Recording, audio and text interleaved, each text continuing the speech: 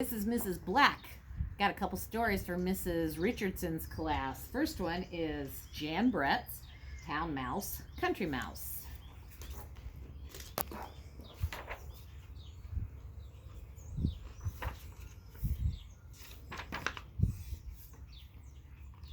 Hope you can see the pictures. There we go. One morning, the town mouse woke up shivering from a dream about the kitchen cat who prowled the house. "I need a vacation," he said to his wife. "Let me take you to see the countryside where I was born. Life is quiet and peaceful there. The sun shines brightly every day, and the air is so clear that you can see the stars at night, and nothing will prepare you for the taste of wild blackberries." "Let's go right away," she said. So the town mouse and his wife packed a picnic and set off for the country. The country mouse and her husband were at their tree stump house, exhausted from searching for food and avoiding the hungry owl who lived nearby. "Sometimes I wished we lived in a townhouse where all the food you can eat is right there in the pantry. They say that the smell of cheese makes your whiskers tingle." "Mine are tingling already," her husband exclaimed.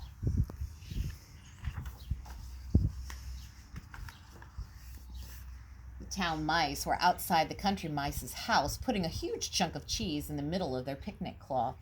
The country mice peered down at it, and they heard the town mouse exclaim, "Oh, this is the life! Wildflowers and spring peepers! If only we lived here!" The country mice crept out. "You like it here?" they asked. "Why, we've always wanted to live in a townhouse." The town mouse offered them a nibble of cheese. "Why don't we trade houses?" he said. "Would you?" asked the country mouse, her mouth stuffed full of the delicious cheese. "We'll leave right away," she said. And as they said goodbye, each of the mice thought that they had the better part of the bargain. It was dark when the country mice arrived in town and found the house. They tiptoed inside and they wandered into the sewing room, where they found what they thought was a scrumptious bed and fell sound asleep. Much too early the next morning, a loud clanging woke them up. Sooty clouds of smoke were pouring over them, and they heard a strange voice purring loudly. "Sauces and ham, it's hungry I am. Sauces and ham, it's hungry I am. Mice in my stew, wait till I catch you." "Who do you think that is?" the country mouse asked his wife.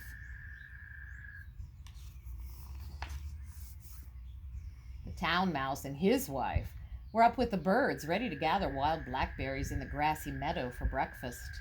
They could smell them, they just couldn't find them. As the town mouse's wife turned to remind her husband to remember the way home, she felt a large, wet drop on her head. "What was that?" she asked. "Is the bathtub leaking?" "No, we're in the country now," he said. "Those are raindrops."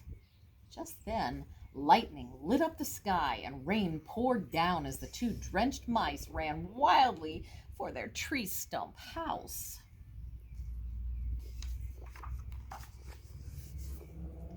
The country mice were looking forward to their first splendid meal in the pantry.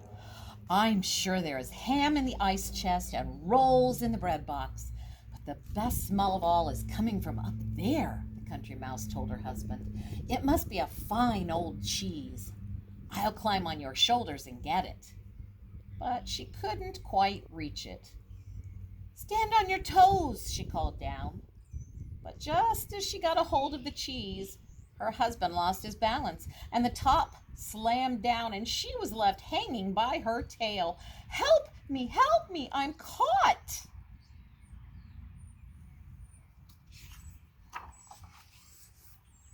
Back in the country, the town mouse had put on dry clothes. He was especially proud of his bright new jacket.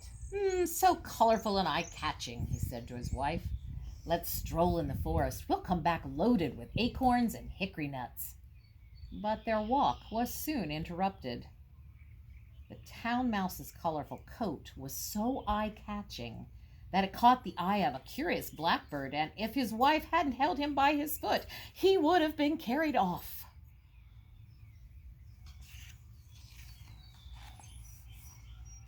Not far away in town, the country mouse felt his wife's silky tail. Ah, nothing broken, he said. But when he looked in her eyes, he saw how sad and discouraged she was. I know something that will cheer us up, he told her. Follow me. He had spied a small window up above the pantry shelves.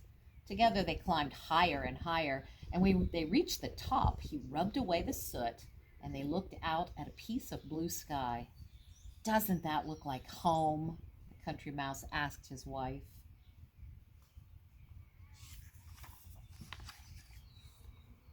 The town mouse stood quietly together after their awful blackbird scare. I thought I had lost you forever, the town mouse whispered to her husband. They looked around. How still and peaceful it was now. The sun had come out, and everything was glistening and green. It is beautiful here, she said. We should try to enjoy it. I know, the town mouse said, but I miss the sound of the town, all the hustle and bustle. Here I feel so alone. And in our cozy townhouse, we knew what to expect, his wife added. The country mice knew to stay at home in a thunderstorm, and they knew what to expect from the hungry owl. But they soon found out that there were different dangers here when they discovered a tasty morsel of blue cheese sitting on a pine board. This time you take the cheese. I'm still shaking from being caught in the cheese box, the country mouse said. So her husband crept toward the cheese, whiskers trembling. As he reached it, his foot slipped, and he heard a whoosh followed by an enormous snap, and he was thrown across the room. He landed in a warm bundle of something soft and furry.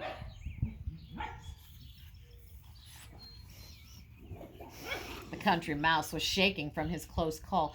I can barely stand. He winced as his wife pulled him up and patted down his crumpled whiskers. It was then that she noticed the bundle on which her husband had landed was tipping and turning. It was alive. 2 green eyes snapped open. Run! She cried, getting a good look at it. It's an owl with teeth.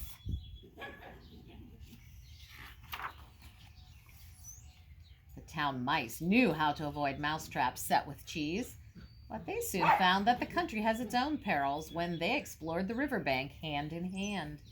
Suddenly the water began to boil and churn, and a huge wet head popped up and stared at them. It was a river otter.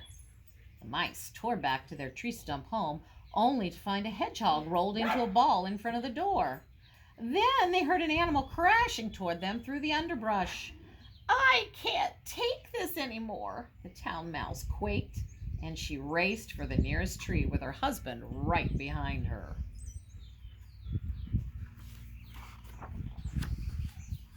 From the tree, they could see the town lights blink on as the sun went down and the stars came out one by one. What shall we do? The town mouse asked his wife. But before she could answer, she saw a pair of glowering eyes right beside them, and they were face to face with the most terrifying creature of all. A cat with wings! She shrieked at the town mouse. That's it for me, his wife cried, and they ran down the tree and toward the town as fast as their little legs could take them.